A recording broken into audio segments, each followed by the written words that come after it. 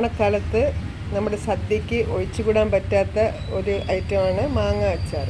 അപ്പം നമുക്ക് നമ്മുടെ ഈ മാങ്ങ കൊണ്ട് അച്ചാർ ഉണ്ടാക്കിയാലോ? ഇന്ത്യൻ ക്ലാസിക് ഫിഷിൻ്റെ പുതിയൊരു വീഡിയോയിലേക്ക് എല്ലാവർക്കും സ്വാഗതം. മാങ്ങ നമുക്ക് കഴുകി തൊലിയൊക്കെ കളഞ്ഞ് അരിഞ്ഞുകൊണ്ട് വരാം. ചെറുതായി അരിഞ്ഞെടുത്ത മാങ്ങയിലേക്ക് ചെറുതായി അരിഞ്ഞ പച്ചമുളകും ഉപ്പും ഒരല്പം കായത്തിൻ്റെ പൊടിയും കൂടി ചേർത്തിട്ട് നന്നായിട്ടൊന്ന് ഇളക്കിയെടുത്ത് നമുക്കിത് കുറച്ച് സമയം ഈ ഉപ്പൊക്കെ മാങ്ങയിൽ പിടിച്ച് കിട്ടാൻ വേണ്ടിയിട്ട് മാറ്റി വയ്ക്കണം.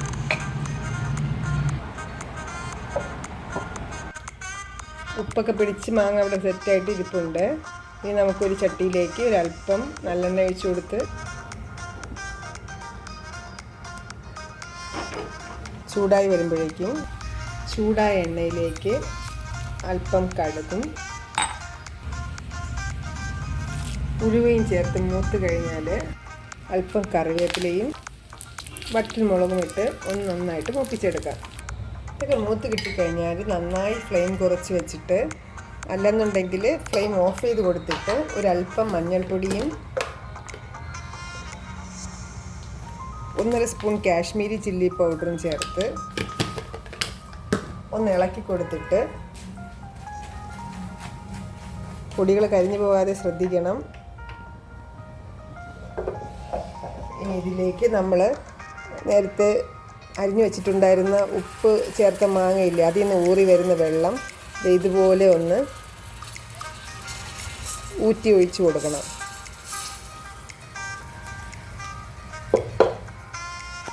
അതിനുശേഷം ആ ഉപ്പ് വെള്ളവും ഈ മസാലയൊക്കെ കൂടി നന്നായി ഇളക്കി കൊടുത്ത് നമുക്ക് ഫ്ലെയിം ഓഫ് ചെയ്ത് ഒരല്പം ഒന്ന് ചൂട് മാറിക്കഴിഞ്ഞതിന് ശേഷം നമ്മൾ അരിഞ്ഞു വെച്ചിട്ടുള്ള മാങ്ങ ചേർത്ത് കൊടുക്കാം. ലേശം ചൂടാറിയിട്ടുണ്ട്. നമുക്കിനി നമ്മുടെ അരിഞ്ഞു വെച്ചിട്ടുണ്ടായിരുന്ന മാങ്ങ ഇതിലേക്ക് അല്പം ഇട്ട് ചേർത്ത് കൊടുക്കാം.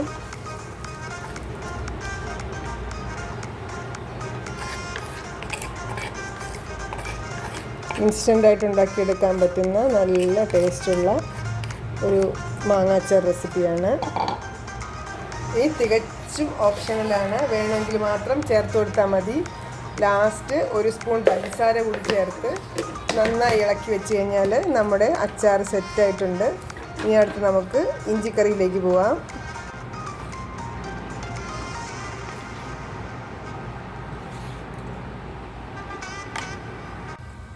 ഇഞ്ചിക്കറി റെഡിയാക്കാനായിട്ട് ഒരു പാനിൽ വെളിച്ചെണ്ണ ഒഴിച്ചു കൊടുത്ത് ചൂടാക്കി നമുക്ക് ഇഞ്ചി ഇതിലേക്ക് വറുത്ത് കോരണം.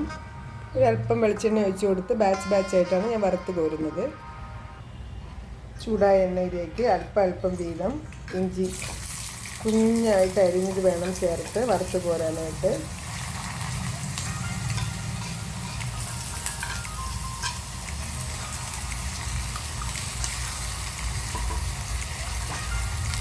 ഫസ്റ്റ് ബാച്ച് നല്ലോണം മൂത്തിട്ടുണ്ട്. ഇനി ഇത് കരിഞ്ഞു പോകാതെ തന്നെ നമുക്കിത് കോരി മാറ്റാം. ഞാൻ ഒരു ടിഷ്യൂ പേപ്പർ ഒരു പ്ലേറ്റിൽ വെച്ച് കൊടുത്തിട്ട് അതിലേക്കാണ് കോരി ഇടുന്നത്. അപ്പോൾ എക്സസ് ആയിട്ട് ഓയിലൊക്കെ ഉണ്ടെങ്കിൽ ടിഷ്യൂ വലിച്ചെടുത്തോളും.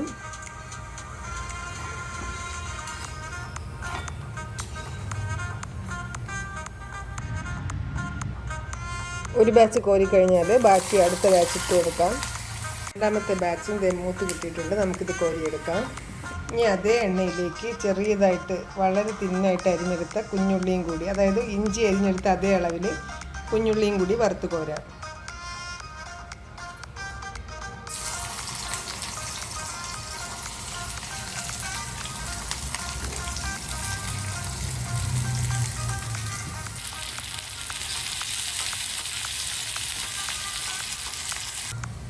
പകുതി മൂപ്പാകുമ്പോൾ അല്പം കറിവേപ്പില കൂടി മൂപ്പിച്ച് കോരാം. ഉള്ളിയും നന്നായിട്ട് മൂത്ത് കഴിഞ്ഞാൽ നമുക്കിത് കോരി മാറ്റാം. എന്നിട്ട് ഇത് നന്നായി തണുത്തതിന് ശേഷം നമ്മുടെ ഈ ചെറിയ ഉള്ളിയും വറുത്ത് വെച്ചിട്ടുള്ള ഇഞ്ചിയും നന്നായി ഒന്ന് മിക്സിയിലിട്ട് പൊടിച്ചെടുക്കണം.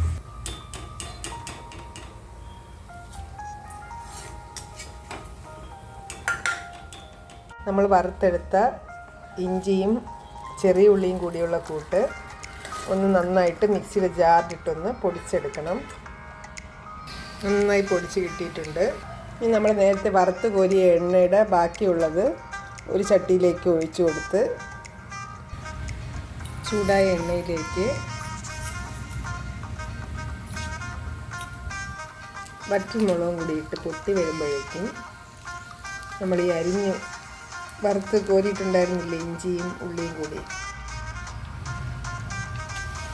അതുകൂടി ചേർത്ത് കൊടുത്ത് ഇതിലേക്ക് പാകത്തിനുള്ള ഉപ്പും 1/2 സ്പൂൺ മുളക് പൊടിയും ഒരല്പം പുളി പിഴിഞ്ഞ വെള്ളവും കൂടി ചേർത്ത് ഇതെല്ലാം കൂടി ഒന്ന് നന്നായിട്ടൊന്ന് മിക്സ് ചെയ്തെടുക്കാം. സ്ലോ ഫ്ലെയിമിലിട്ടിട്ട് വേണം ചെയ്യാൻ. ഇതിലേക്കൊരല്പം തിളച്ച വെള്ളവും കൂടി ഒഴിച്ചു കൊടുക്കാം. ഇതിലേക്കൊരു ചെറിയ പീസ് ശർക്കര കൂടി ഇട്ട് കൊടുക്കണം. നമ്മുടെ ഇഞ്ചിക്കറിയും ഇവിടെ സെറ്റായിട്ടുണ്ട്.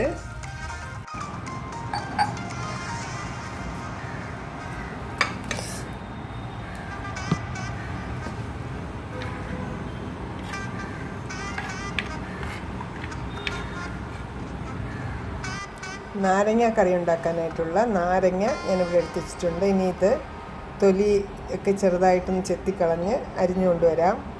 അരിഞ്ഞെടുത്ത നാരങ്ങയിലേക്ക് പാകത്തിന് കുറച്ച് ഉപ്പ് ചേർത്ത് കുറച്ച് പച്ചമുളകും കൂടി ചേർത്ത് നന്നായിട്ടൊന്ന് മിക്സ് ചെയ്ത് മാറ്റി വയ്ക്കണം. കുറച്ച് കായത്തിൻ്റെ പൊടി കൂടി മിക്സ് ചെയ്ത് വേണം മാറ്റി വയ്ക്കാനായിട്ട്.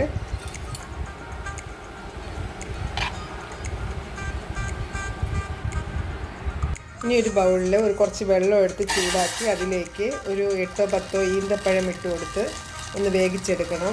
വേകുന്ന സമയത്തിന് ഒരു പാൻ ചൂടാക്കി അതിലേക്ക് ഒരു ചെറിയ 2 സ്പൂൺ ഉലുവയും അതേ അളവിൽ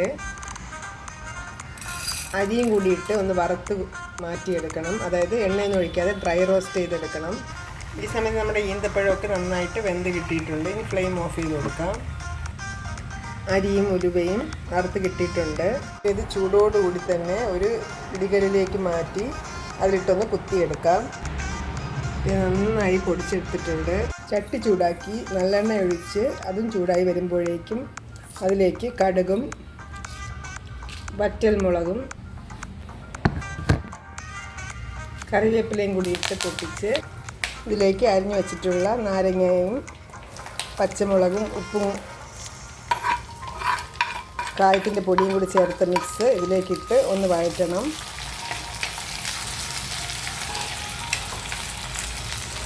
ഇതൊന്ന് അടച്ചു വെച്ച് കൊടുക്കാം. പെട്ടെന്ന് തന്നെ വെന്ത് കിട്ടും. അല്പം ഒന്ന് വാടിക്കഴിഞ്ഞാൽ നമ്മൾ നേരത്തെ വേവിച്ച് വെച്ചിട്ടുണ്ടായിരുന്ന ഈന്തപ്പഴത്തിൻ്റെ മിക്സ് കൂടി ഇട്ട് കൊടുക്കാം. ഇത് രണ്ടും കൂടി ചേർത്ത് നന്നായിട്ടൊന്ന് മിക്സ് ചെയ്ത് വേവിക്കണം. നന്നായിട്ട് വെന്ത് കിട്ടിയിട്ടുണ്ട്. ഇനി ഇതിലേക്ക് 1/4 സ്പൂൺ മഞ്ഞൾപ്പൊടിയും 1 സ്പൂൺ കാശ്മീരി ചില്ലി പൗഡറും നേരത്തെ നമ്മൾ പൊടിച്ചിട്ട് അതായത് വറുത്ത് പൊടിച്ചിട്ടുണ്ടായിരുന്ന ഉലുവയും അരിയും കൂടിയുള്ള ആ മിക്സ് ഒരു 1.5 സ്പൂണും കൂടി ചേർത്ത് നന്നായിട്ടൊന്ന് ഇളക്കി കൊടുക്കണം.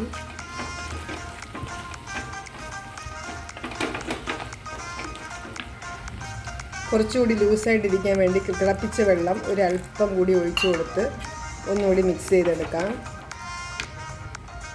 ഇത് നമ്മുടെ നാരങ്ങ കറിയും സെറ്റായിട്ടുണ്ട്.